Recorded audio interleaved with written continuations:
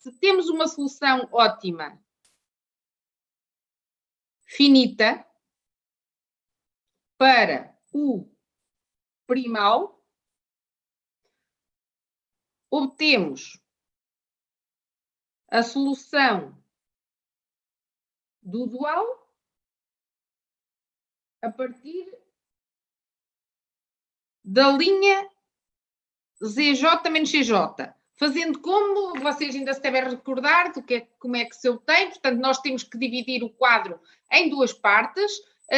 De um lado ficamos com as variáveis originais e do outro lado ficamos com as variáveis folga. E eu disse-vos na aula passada que variáveis folga há de dois tipos, as slack e as surplus. As slack são as folgas por defeito e as surplus são as folgas por excesso. E é a partir dessa divisão do quadro que nas colunas das folgas e na linha ZJ menos CJ obtemos as originais do dual e a partir das colunas das originais do primal, na linha ZJ menos CJ, obtemos as folgas do dual. Quando isto acontece, o Z do primal é igual ao Z do dual. Portanto, no ótimo, quando estamos no ótimo, esta é a primeira situação, no ótimo verificamos isto, quando os problemas têm a solução ótima finita. Agora imaginem que o primal é impossível. Vocês, quando o primal é impossível, estão a resolver um problema. E depois eu peço-vos assim, sem terem que resolver o problema dual, digam-me qual é a solução ótima do dual. Portanto, vocês resolvem o primal e eu peço-vos para dizerem qual é a solução ótima do dual. Vocês não conseguem afirmar com certeza absoluta como é que vai ser a solução do problema dual. Só podem dizer duas coisas. Então, o dual também é impossível. Portanto, aqui há duas hipóteses. O dual também é impossível ou tem solução ótima no infinito. Isto é o máximo que vocês podem afirmar sem resolver o problema dual. Vocês resolveram o primal e a partir de terem determinado que o problema primal é impossível, só podem afirmar isto acerca do dual. Ou o dual também não tem solução, é impossível, ou tem a solução ótima no infinito. Mas se vocês resolverem o problema primal e vocês perceberem que ele tem solução ótima no infinito,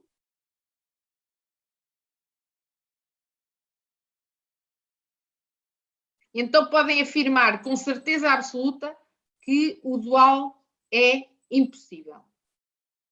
Pronto, estas são as três propriedades fundamentais da dualidade que eu acabei aqui de resumir. Temos a primeira situação, em que temos uma solução ótima finita, e então nós conseguimos obter a solução do problema dual na linha ZJ menos CJ e acontece esta igualdade, sempre. Mas vocês resolvem o problema primal e verificam que ele é impossível. Se resolver o problema dual, o que é que vocês podem dizer acerca da solução deste? Só podem dizer que pode acontecer duas coisas. Ou o dual também é impossível, ou tem a solução ótima no infinito. Para saberem qual das duas situações é a real, teriam que resolver mesmo o problema dual. Já se vocês resolverem o problema primal e concluírem que ele tem a solução ótima não limitada, vocês podem afirmar com certeza absoluta que o dual é impossível. Portanto, não tem solução. E estas são as três propriedades fundamentais da dualidade. Posto isto, alguma dúvida relativamente a estas propriedades?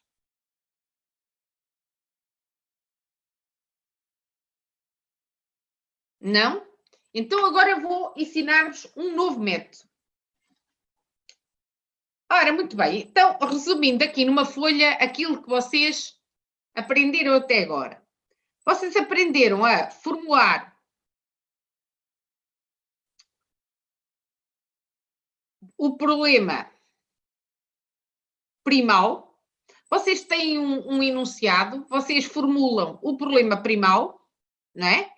E a partir deste, eu ensinei-vos a formular o problema dual, recorrendo a uma tabela, não é?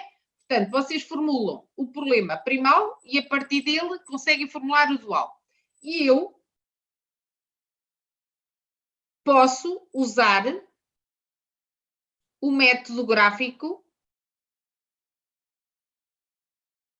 para resolver qualquer um destes problemas. A seta está ao contrário, a seta é apontar para ali. Portanto, eu posso aplicar o método gráfico para resolver o primal ou o dual, desde que tenha apenas duas variáveis. Ou posso aplicar o método simplex. E o método simplex já não tem a limitação do número de variáveis. Portanto, até agora, nós começámos por formular um modelo matemático, não é? Que vocês mais tarde vieram a perceber que se designa por primal. É o que vocês obtêm diretamente do enunciado.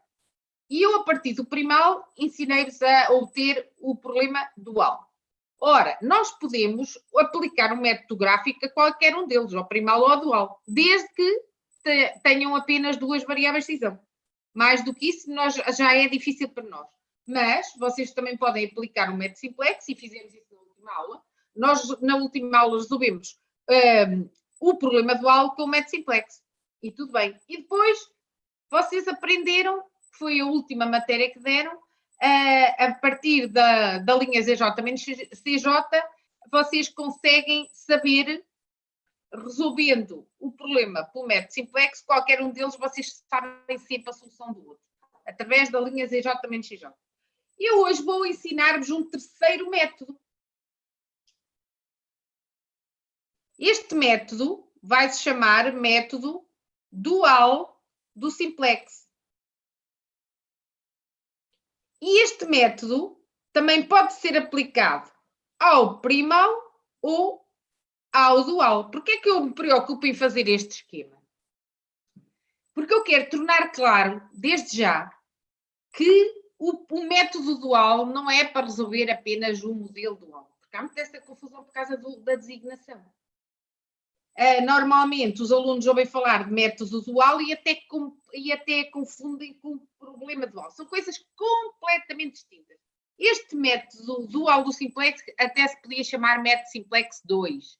O termo dual não tem nada a ver com o modelo do problema que nós vamos resolver. Assim como vocês podem aplicar o método dual ao primal ou ao dual, vocês também podem aplicar este método dual do simplex ao primal ou ao dual.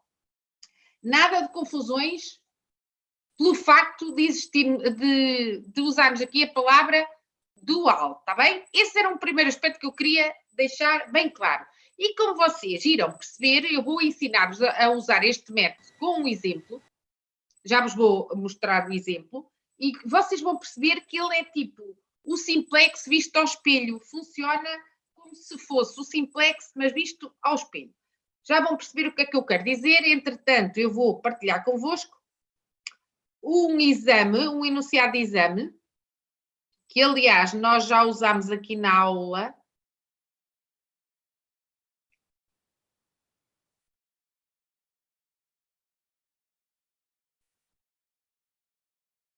Não sei se já estão a ver.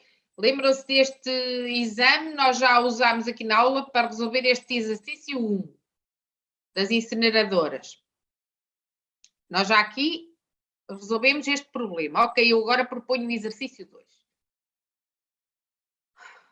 Olhem para esta linha A e esta linha B. Portanto, a linha A diz o seguinte: resolva o problema usando o método dual do simplex e em cada iteração apresenta a solução básica correspondente. E na linha B, formule o problema dual correspondente ao problema acima apresentado. E muitos dos alunos no exame reagiam logo e diziam: então, mas nós já na linha A já não resolvemos a linha B? Não. São coisas completamente distintas.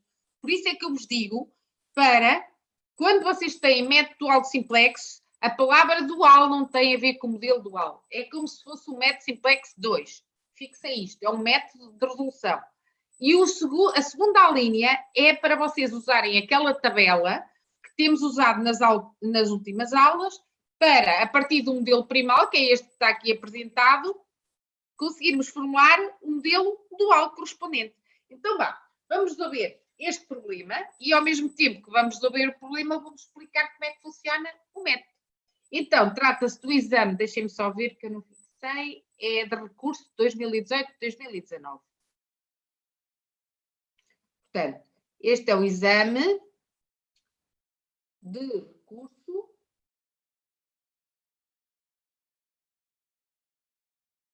já em tempo resolvemos a pergunta 1, hoje vamos então resolver a pergunta 2. Vou copiar o modelo para aqui.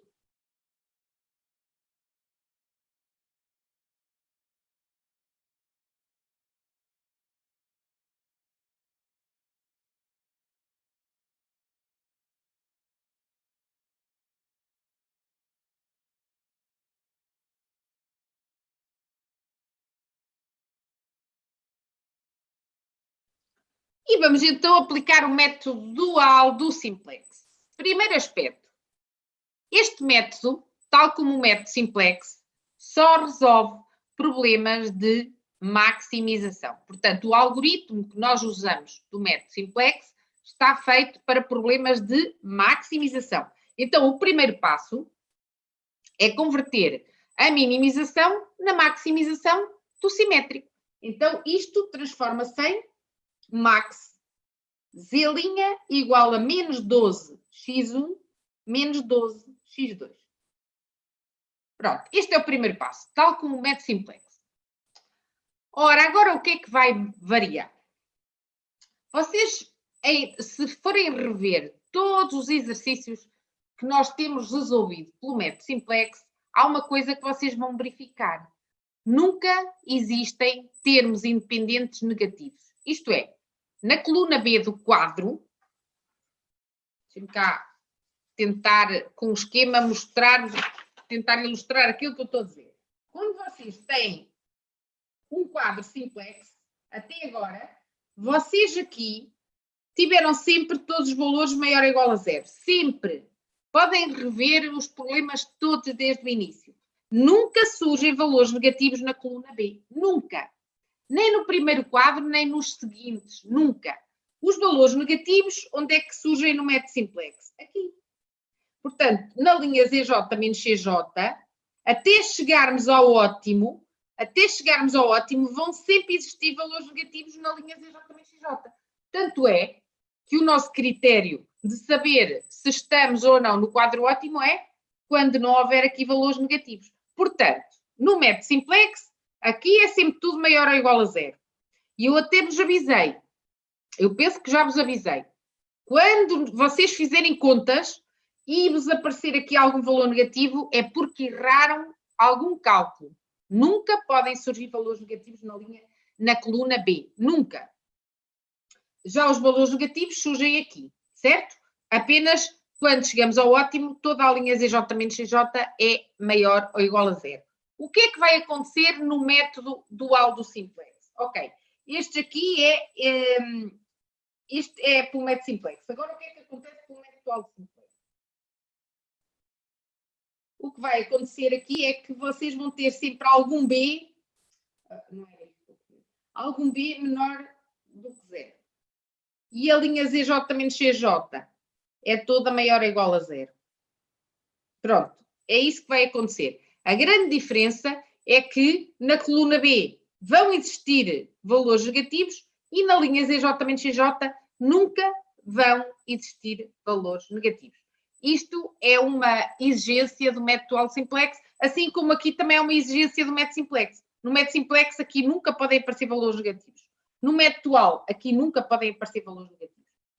E vocês agora olham para o problema que estamos a resolver e pensam assim, mas como é que vamos obter valores negativos se estes valores aqui são positivos? Ok.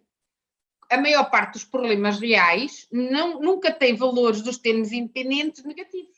Até porque, normalmente, estes valores representam disponibilidades de recursos. Então, se os valores dos termos independentes não são negativos, nós temos que os arranjar. Então, o que é que nos diz o algoritmo do dual simplex? Que tem que existir pelo menos um termo independente negativo. Ouçam, pelo menos um termo independente negativo. E para tal, tem que se multiplicar pelo menos uma das restrições, por menos 1. Agora vamos lá raciocinar. Vocês sabem que, e agora vou-me servir novamente desta folha, vocês sabem que se vocês tiverem as restrições menor ou igual, adicionam uma select. Mas se tiverem uma restrição maior ou igual, têm que subtrair a variável excesso e adicionar uma artificial. Sendo que, a partir do momento em que vocês têm artificiais no problema, técnica do grande M ou técnica das duas fases. No método all simplex é exatamente a mesma coisa. Se vocês tiverem que inserir artificiais, têm que usar a técnica do grande M ou das duas fases. Da mesma forma que vocês usam para o simplex. Exatamente. Mas eu tenho a liberdade de poder multiplicar por menos 1 as restrições que me apetecer. Então, se eu tenho essa oportunidade, eu normalmente escolho multiplicar por menos 1 todas as restrições de maior ou igual. Ou seja, neste caso, eu multiplico por menos 1 e transformo esta restrição em menos x1, menos 2x2, menor ou igual que menos 3. E também multiplica de baixo por menos 1 e transforma em menos 2x1, menos x2, menor ou igual que menos 4. Vocês não são obrigados a multiplicar todas as restrições. O que o método nos diz é que pelo menos uma das restrições tem que ter um termo independente negativo. Só que, sabendo à partida que qualquer restrição que não seja de menor ou igual exige variáveis artificiais, com o agravante de termos que usar a técnica do grande M ou das duas fases, então eu tento evitar que introduzir variáveis artificiais. E por isso opto por multiplicar ambas as restrições por menos 1. Agora imaginem vocês que tinham esse problema. Ok, max z igual a x1 mais x2, sujeito a menos x1 mais 2x2 menor ou igual que 3 e 3x1 menos x2 maior ou igual que 4. Imaginem isto. Nesta situação, eu só multiplicaria por menos 1 esta restrição. E ficaria menos 3x1 mais x2 menor ou igual que menos 4. E mantinha a de cima. Portanto, o que é que eu vos estou a tentar dizer? Vocês, neste método dual simplex, só precisam ter um valor negativo na coluna B. Só precisam multiplicar por menos 1 ou precisam de criar um valor negativo numa das restrições. Mas podem multiplicá-las todas se vos der jeito. O algoritmo dá-vos essa liberdade. Portanto, é pelo menos uma. Mas se forem todos, também não há crise. Então, temos que ser inteligentes na questão de quanto mais restrições de menor ou igual tivermos, melhor. Se todas puderem ser de menor ou igual, melhor. É evidente que algumas não podemos evitar. Imaginem que vocês tinham uma terceira restrição que era 2x1 mais 2x2 igual a 3. Imaginem. Aqui vocês até podem multiplicar por menos 1, mas nunca se livram da artificial. Aqui não podiam fugir da artificial. E ao não fugir da artificial, tinham que usar a técnica do grande M das duas fases. Mas quando vocês têm possibilidade de multiplicar por menos 1 e de evitar a introdução de artificiais, então façam-no. E no caso aqui do problema do exame, é todo vantajoso multiplicarmos ambas as restrições por menos 1. E agora, outra coisa. Lembram-se que agora, ao adicionar as selects, eu vou ter que fazer isto aqui mais abaixo, as restrições ficam menos x1 menos 2x2 mais a select x3 igual a menos 3 e menos 2x1 menos x2 mais a select x4 igual a menos 4. Só pintar isto aqui, rodear isto de vermelho, para sabermos que são as selects. E lembram-se que no método simplex eu ponho xj maior ou igual a 0 para todas as variáveis do problema. Aqui isso não pode ser. Isto é, as restrições de não negatividade, neste caso, limitam-se às variáveis de decisão, ao x1 e x2. As outras podem assumir valores negativos. Portanto, vocês não estendam as restrições de não negatividade. Ora, nesta altura, nós já podemos construir o quadro do dual do simplex, que é igualzinho ao do simplex. Quero saber se até agora tiveram alguma dúvida. Resumindo, a única coisa de diferente que nós fizemos até agora, que não fazíamos no simplex, é multiplicar as restrições por -1 para criar termos independentes negativos. Sabemos que, de acordo com o algoritmo, basta-nos multiplicar uma das restrições por -1. Só que, sendo as duas de maior ou igual, se multiplicarmos as duas por -1, transformamos as duas em menor ou igual. Transformando em menor ou igual, só precisamos de flex. E esse foi o nosso objetivo. Juntamos flex. Já não precisamos de artificiais. Então vamos lá construir o quadro que eu estava a dizer-vos, é igualzinho ao quadro do simplex. Então eu vou construí-lo. Ui, já falhou, já vai ficar aqui meio torto.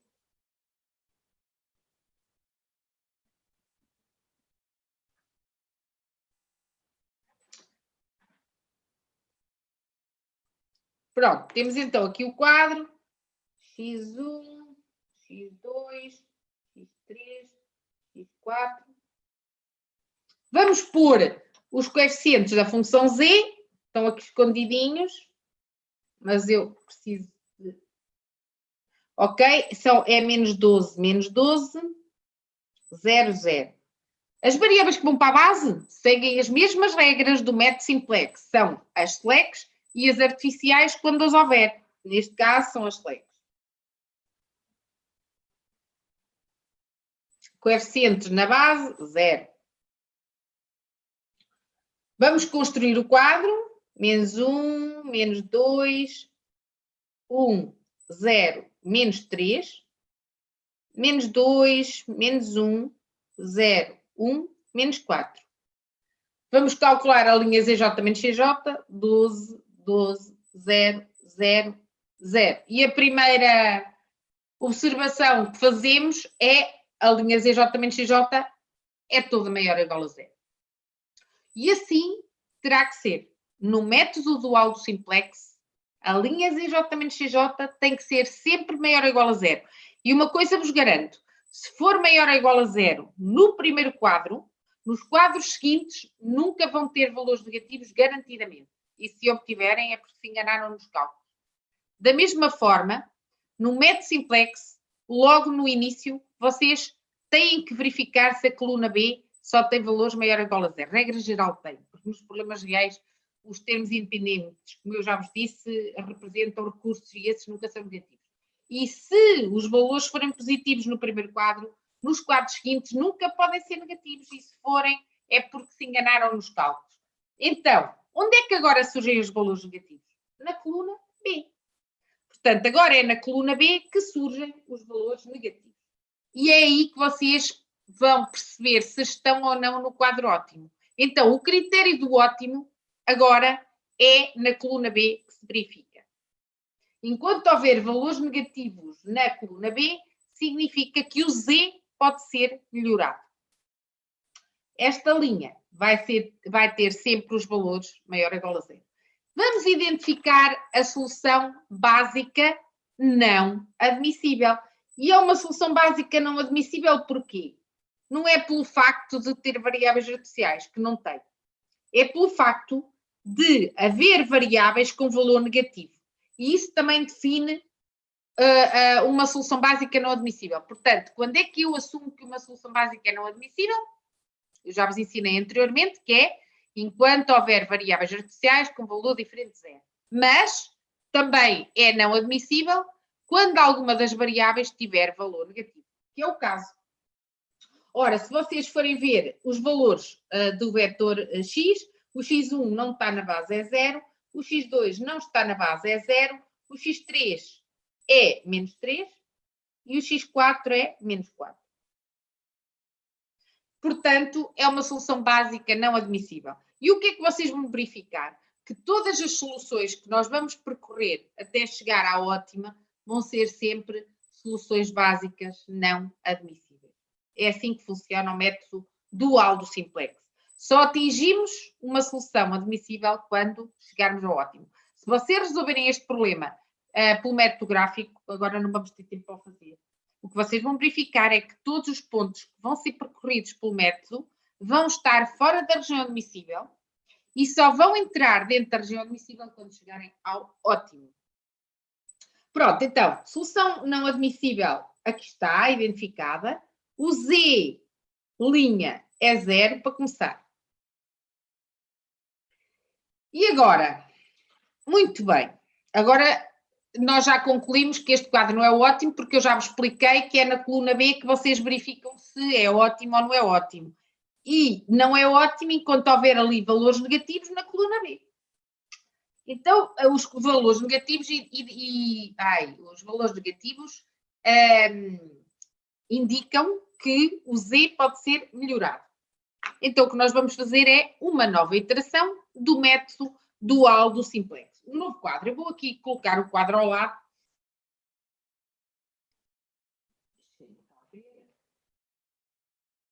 Vou tentar apertar um bocadinho os valores para conseguir pôr. Pronto, vou tentar fazer um quadro mais pequenino. E dá perfeitamente. Vamos copiar os coeficientes da função z. Ora, o que é que vai alterar-se de um quadro para o seguinte? A base. Vai haver uma variável da base que vai sair e vai haver uma variável que está fora da base que vai entrar. Ora, no método dual do simplex, nós começamos ao contrário. Ou seja, começamos por selecionar a variável que vai sair da base. E qual é a variável que vai sair da base? É a que tiver o valor mais negativo da coluna B. Lembram-se que no método simplex, como é que selecionamos a variável que entra para a base? É que tem o valor mais negativo da linha ZJ menos CJ. Então, agora, é como se nós invertêssemos o quadro, é como se fosse uma transposta do quadro. Nós vamos selecionar para sair da base a variável que tiver o valor mais negativo da coluna B. E neste caso é a variável x4. Portanto, vocês começam por selecionar a variável que sai da base. Identificam assim a linha pivô. Agora, temos que selecionar a variável que vai entrar para a base. Lembram-se que no simplex nós fazíamos quocientes para ver quem é que vai sair da base. Nós agora vamos fazer quocientes sim, mas para selecionar a variável que vai entrar para a base. Que quocientes são esses? Então, são os quocientes entre os valores da linha ZJ menos CJ, e agora escutem, e os valores negativos da linha pivô, mas em módulo. O que é que nós fazíamos no simplex? Fazíamos os quocientes entre os valores da coluna B e os valores positivos da coluna pivô. Agora o que é que fazemos? Fazemos os quocientes entre os valores da linha ZJ menos CJ e os negativos em módulo da linha pivô. Então, o que eu vou ter que fazer é o 12 a dividir por menos 2 em módulo, 12 a dividir por menos 2 em módulo, espero que estejam a ver, e o 12 sobre menos 1 em módulo, 12 sobre menos 1 em módulo. Portanto, este dá 12, este dá 6. E agora, qual é que é a variável que vai entrar para a base? A que corresponder ao menor quociente. E o menor quociente é o de x1. Entra x1 para a base. Então, resumindo, o que é que eu fiz? Fiz os quocientes entre os valores da linha ZJ menos XJ e os valores negativos em módulo da linha pivô. Neste caso, o menos 2 em módulo e o menos 1 em módulo. E seleciono para entrar na base a variável que tem o menor quociente. Já está. Já está. Alguma dúvida? Vocês vão interrompendo, vejam lá. Não há dúvidas? Agora, perguntam vocês, e agora para passar para o próximo quadro? As contas são exatamente as mesmas que vocês estão habituados a fazer. O nosso objetivo qual é? converter o pivô em 1. Converter o pivô em 1 e eliminar os restantes elementos da coluna. Então, o nosso pivô é menos 2. Tenho que multiplicar a nova linha 2 por menos 1/2.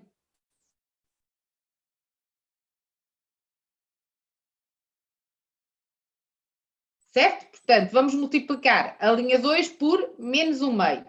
Na linha 1, temos que eliminar o menos 1.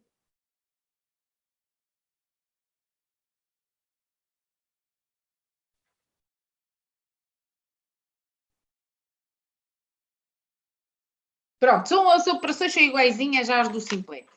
Então, vamos lá fazer o cálculo, começando aqui por multiplicar a linha de baixo por menos 1/2. Já agora vamos pôr a base, que é assim, o x1 entra, o x1 entra para o lugar de x4, o coeficiente é menos 12, então aqui ficamos com 1, aqui ficamos com 1/2, aqui ficamos com 0, menos 1/2, 2. E agora tenho a esta linha que somar esta. Menos 1 mais 1 dá 0. Menos 2 é menos 4/2, mais 1/2 dá menos 3/2. 1 mais 0 dá 1. 0 menos 1/2 dá menos 1/2. E menos 3 mais 2 dá menos 1.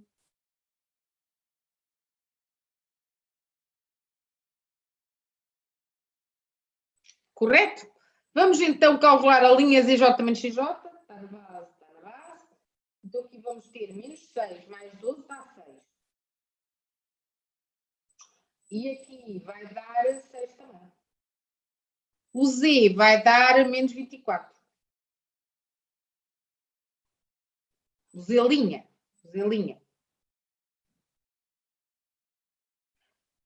Ora, o que é que verificamos? Estamos no ótimo? Não. Ainda há um valor negativo na coluna B, portanto, isso quer dizer que temos que fazer mais uma iteração do método. Continuamos a ter uma solução básica não admissível. Porquê? Porque uma das variáveis, o x3, tem valor negativo. Então, os valores são agora, x1 é 2, o x2 não está na base, é 0, o x3 é menos 1, o x4 não está na base, é 0, e o z' é igual a menos 24.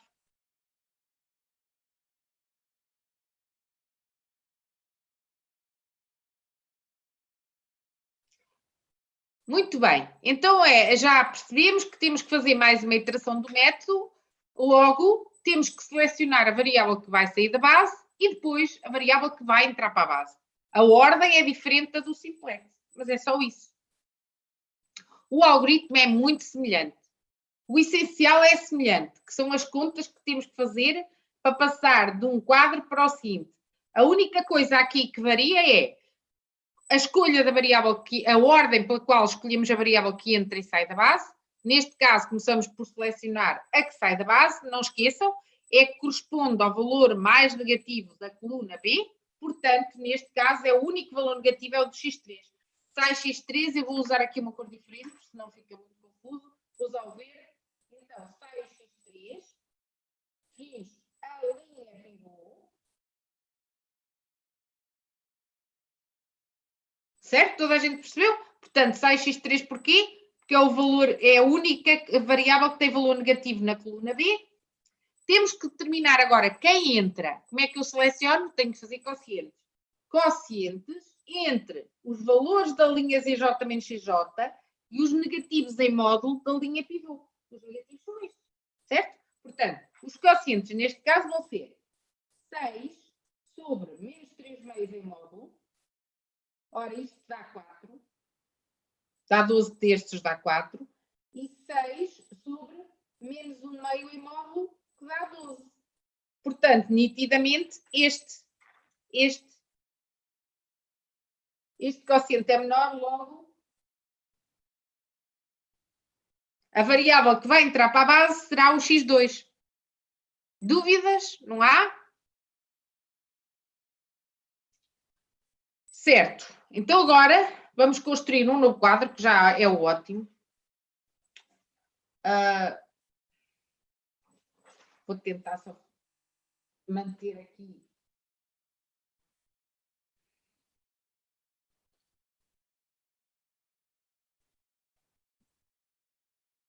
Eu queria manter aqui visível o último quadro. Ok?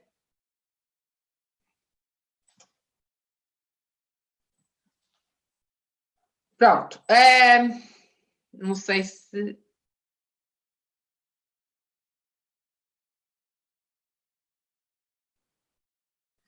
Vamos então construir aqui o último quadro. Isto não é muito difícil, não é muito fácil de manter a folha. Vamos lá.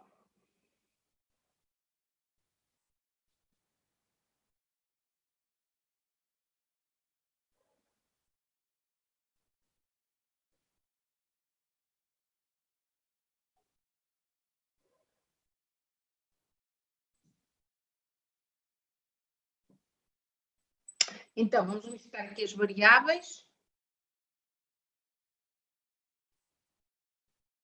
O valor do coeficiente na função z. A base. Então, nós determinamos que entre o x2 para o lugar de x3, mantém-se o x1. Vamos atualizar os coeficientes das variáveis na base. Menos 12, menos 12. Essa foi a minha régua, mas também não preciso dela. Agora, contas. Ora, o que é que nós temos que fazer? O pivô agora é menos 3 meios, estão a ver? Portanto, se é menos 3 meios, vamos ter que multiplicar a nova linha 1 por menos 2 terços. Vamos multiplicar a linha 1 por menos 2 terços. Então, vamos lá ver quanto é que isto dá. Ora, 0, 1, menos 2 terços, 1 terço. E 2 terços. Pronto. E agora, na linha de baixo, temos que eliminar aquele 1 meio. Então, será a nova linha 2 igual à linha 2 do quadro anterior, menos 1 meio da nova linha 1. Vamos lá ver se eu consigo fazer isto assim de cabeça. Então, é este menos 1 meio deste. 1 menos 1 meio de 0 é 1. 1 meio menos 1 meio de 1 é 0. 0 menos 1 meio vezes menos 2 terços, ora o menos corta com menos, o 2 é 1 terço. Depois, menos 1 meio, menos 1 meio vezes 1 terço é menos 1 meio menos 1 sexto. Ora, então, menos 1 meio é 3, menos 3 sextos, dá menos 4 sextos, dá menos 2 terços. E, finalmente, 2 menos 1 meio de 2 terços é menos 1 terço, é 2 menos 1 terço. Ora, 2 é 6 terços, dá 5 terços. Eu acho que não me enganei. De modo que, aqui o que é que nós temos? Temos menos o 12 corta de 34, dá 8. 8 menos 4 dá 4. E aqui temos menos 4 mais 8 dá 4 também, certo? E o Z dá, ora, 60 mais 24, 84 terços. 84 menos 84 terços. Portanto, dá 60, 60 menos 24 dá menos 84 terços. Pronto, isto não é divisível por 3, o 84 não é divisível por 3. Portanto, é assim que fica. Certo? Eu não sei se alguém está a fazer os cálculos.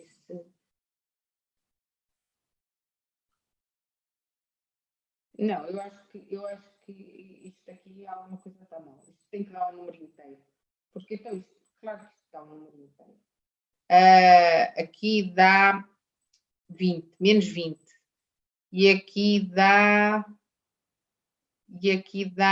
menos 8. Portanto, dá menos 28.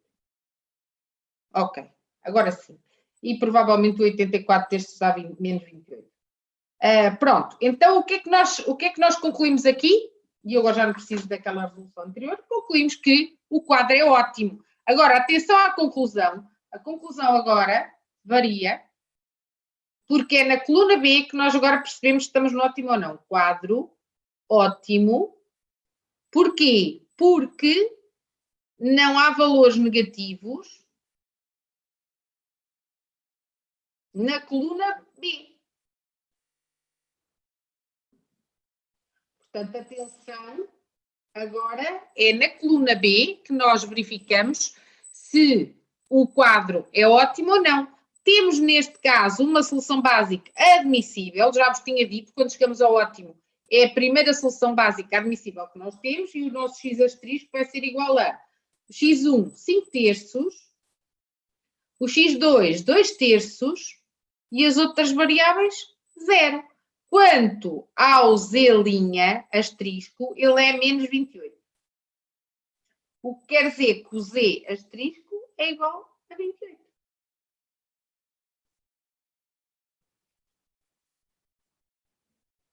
Toda a gente percebeu?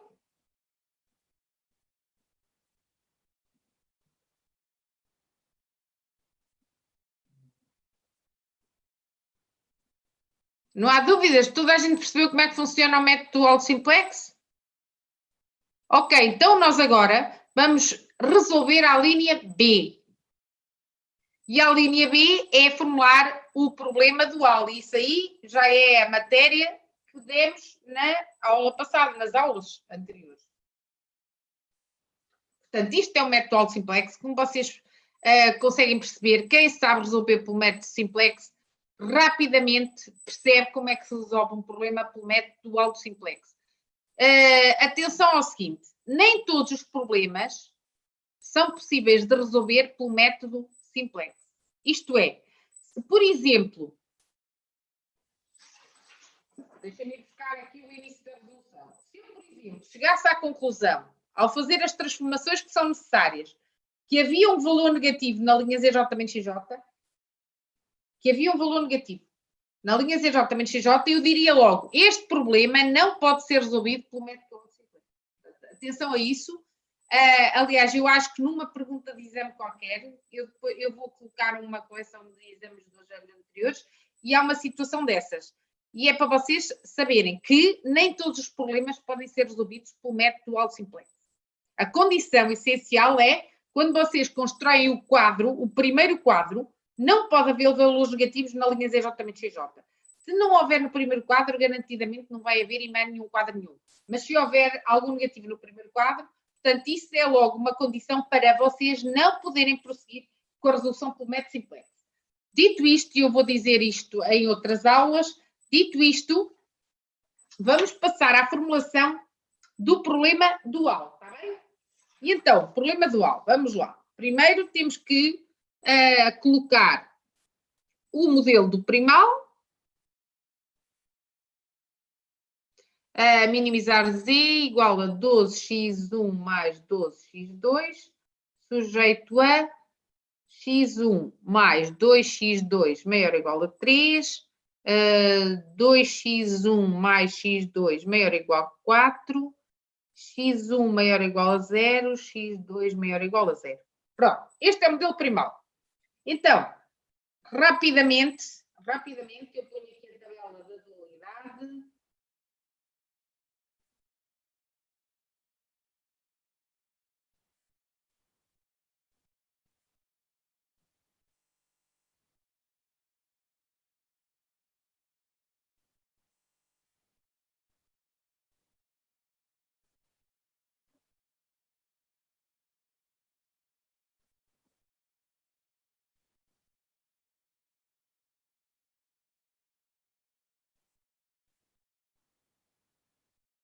Pronto, esta é a tabela da dualidade que vocês já conhecem, que me vai permitir formular um modelo dual.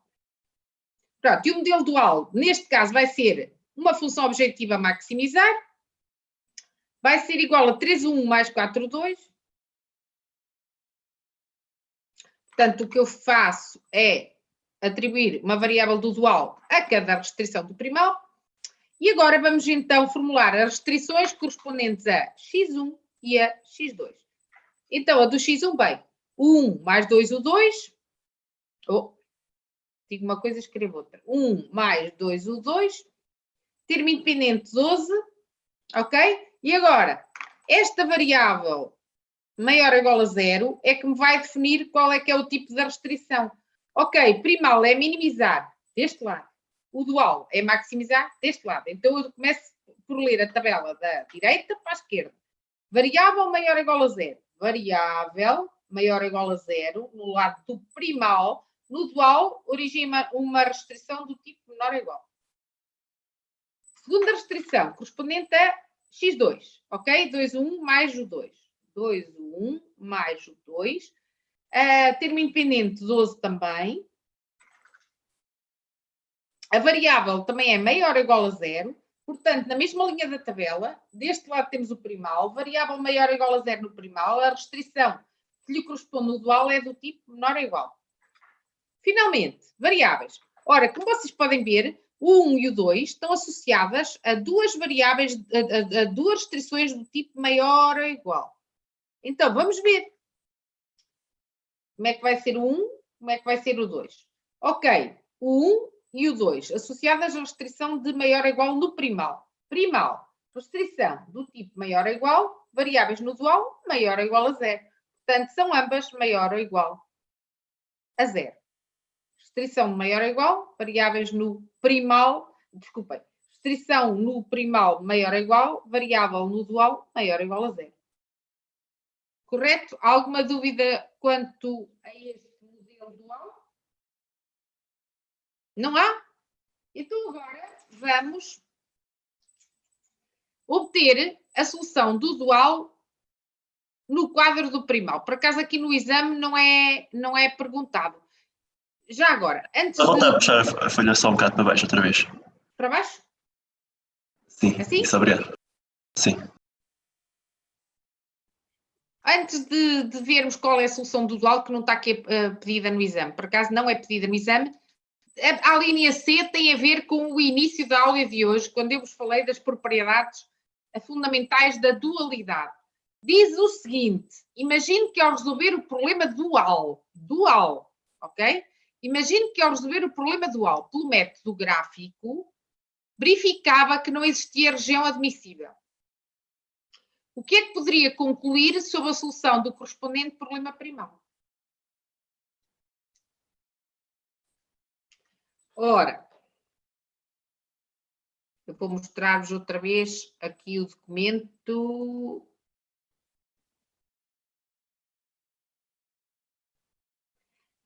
Olhem para esta última propriedade, agora só para não ir buscar aquele papel resumido que eu fiz. Diz o seguinte, se um dos problemas não tiver soluções admissíveis, for impossível, isto de não ter soluções admissíveis já é a mesma coisa que não ter região admissível, certo? Porque o que é região admissível? É o conjunto de soluções admissíveis para o problema. Portanto, e diz aqui, se um dos problemas, quer o primal, quer o dual, não tiver soluções admissíveis, isto é, for impossível, então o outro ou também não tem soluções admissíveis, ou seja, é igualmente impossível, ou tem solução ótima não limitada. Então, para responder à linha C, esta é a linha B já agora, para responder à linha C, o que vocês diziam era, de acordo com a propriedade fundamental da dualidade,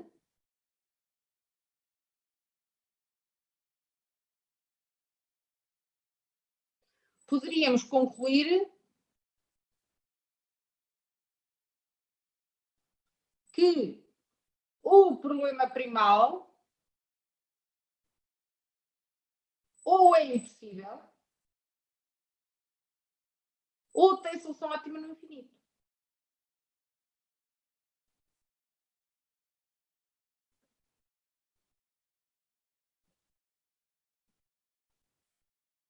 Pronto, isto tem a ver, vou puxar um bocadinho para cima para vocês verem. Isto tem exatamente a ver com esta última propriedade. Se um dos problemas não tiver soluções admissíveis, isto é, se não tiver região admissível, então o outro, tanto faz ser o primal ou o dual. Portanto, isto é nos dois sentidos. Então o outro, neste caso, é o nosso dual que não tem região admissível. Então o outro, ou seja, o primal, ou também é impossível, ou tem solução ótima não limitada, ou solução ótima não infinita, é a mesma coisa. Portanto, e a resposta seria esta. Agora, algo que não é perguntado no exame é, imaginem, eu formulei o problema dual. Vocês já sabem que eu posso obter a solução ótima deste problema sem o resolver. Como? A partir do quadro ótimo do primal. É isso que nós já vamos ver. É isso que nós já vamos ver, só que estava a dar algum tempo se vocês quiserem passar a resposta da linha C. E nos últimos minutos da aula, vamos então usar o conhecimento da aula passada, a matéria da aula passada, para obter a solução ótima deste problema sem o resolver. Eu não preciso de resolver para ter a solução completa. E quando eu digo que a solução completa é os valores das variáveis originais e os valores das select ou das surplus. As artificiais não interessam. No ótimo são sempre nulas, portanto aí nós não as consideramos. No ótimo são nulas. Agora, eu posso, a partir do quadro do simplex ou do dual do simplex, é a mesma coisa, obter a solução ótima do dual, na linha ZJ-XJ. Então, para isso, precisamos do quadro ótimo que obtivemos anteriormente.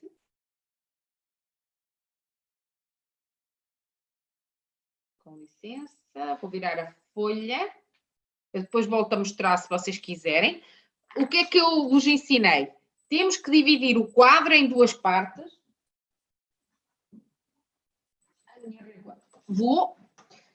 Temos que dividir o quadro em duas partes, separando as originais das folgas. Olhem aqui para o problema. Quais são as originais neste caso? X1, X2. As folgas são as selects que nós introduzimos. X3, X4. Então, quer dizer que o quadro vai ficar aqui dividido.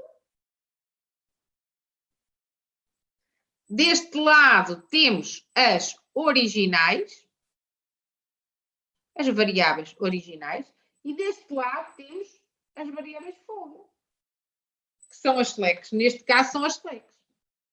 Só há folgas de dois tipos, selects e surplus. Reparem que, tal como eu vos mostrei na aula passada, quando temos artificiais, o que é que nós fazemos? Ignoramos as colunas, ok? Então, como é que se processa a obtenção da solução o asterisco? Eu vou escrever aqui. Eu vou escrever aqui, no sítio visível. Solução ótima do dual. É só para ficar visível para vocês. Pronto, a solução ótima do dual, o asterisco, o vetor asterisco, vai ter 4 valores. Olhem aqui para o problema dual. Neste caso, o nosso dual tem duas restrições menor ou igual. Portanto, nós até sabemos que as folgas que nós vamos obter são selects. Então, ele vai ter duas variáveis originais, o 1, o 2, e depois duas folgas do tipo select, o 3 e o 4. Vamos obter esta solução completa. Então, eu, na coluna das folgas, vou obter as originais. O 1, o 2. E nas colunas das originais vou obter os valores das folgas. O 3, o 4. Pronto. Então, o valor da solução completa é 4, 4, 0, 0. E depois, e o ZD? O que é que nós sabemos da propriedade fundamental da tabulidade? É igual ao Z. Qual é o valor de Z? 28.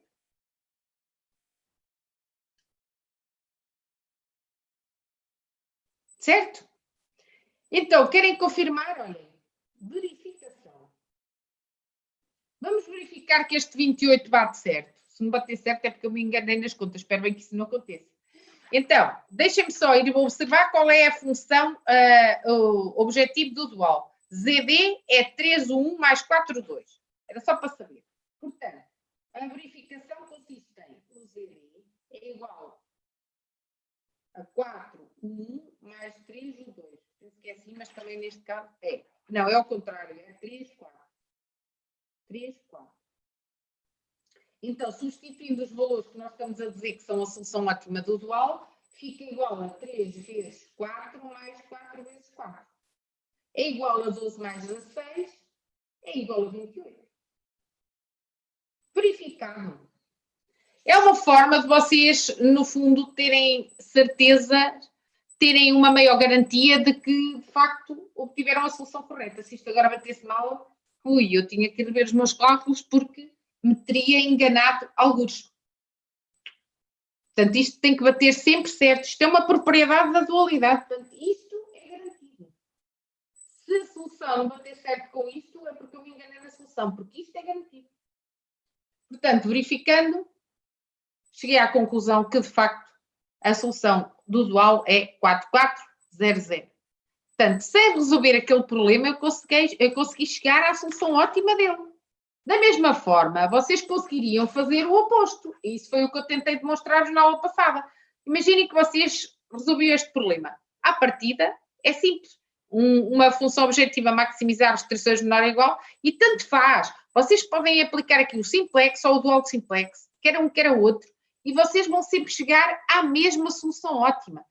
Daí que, resumindo e concluindo, o método, voltando novamente àquela minha folha inicial, que eu quero que fique clarinha, vocês agora têm um modelo primal e um modelo dual e podem aplicar 3 métodos.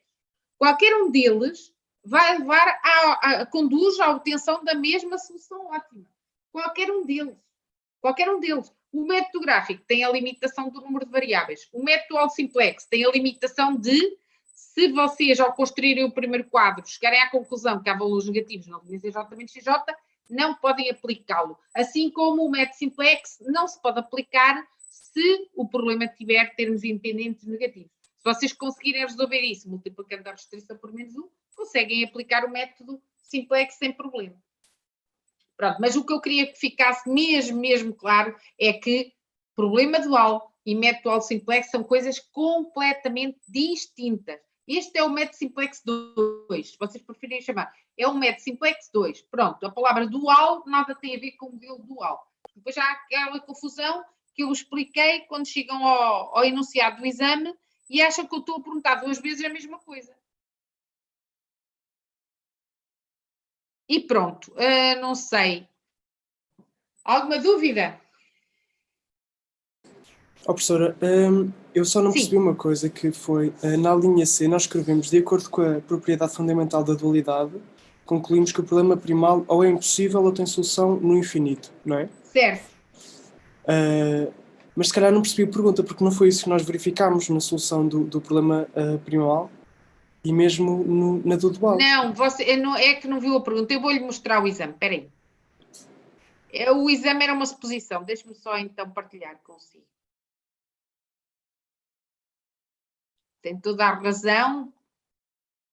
Tem toda a razão na dúvida que está a ter. Aqui, olhe para a linha C e diz assim, imagine que ao resolver o problema dual pelo método gráfico, verificava que não existia região admissível. O que é que poderia concluir sobre a solução do correspondente problema primal? Está a perceber? Já percebi. Imagine que acontecia isto. O que é que poderia concluir? Está a ver? Portanto, não está propriamente relacionado com a nossa resolução da linha A. Isto é mais uma pergunta de cariz teórico que está aqui apenas contextualizada, mas que não está relacionada com a resolução da linha A. Ok, professor, entendi. Ok. E de resto, em termos do método dual simplex, ficou claro? Não há dúvidas? Não? Ok, pronto.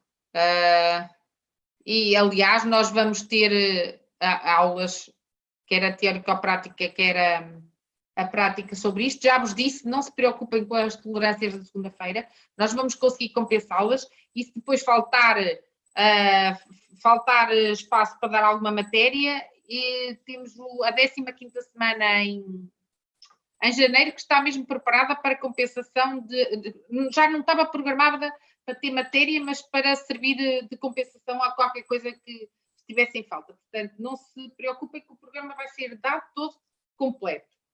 Está bem? Ok, bom fim de semana, Setora. Igualmente para vocês, igualmente. Semana. Adeus, boa tarde a todos. Professora, só tinha mais uma questão.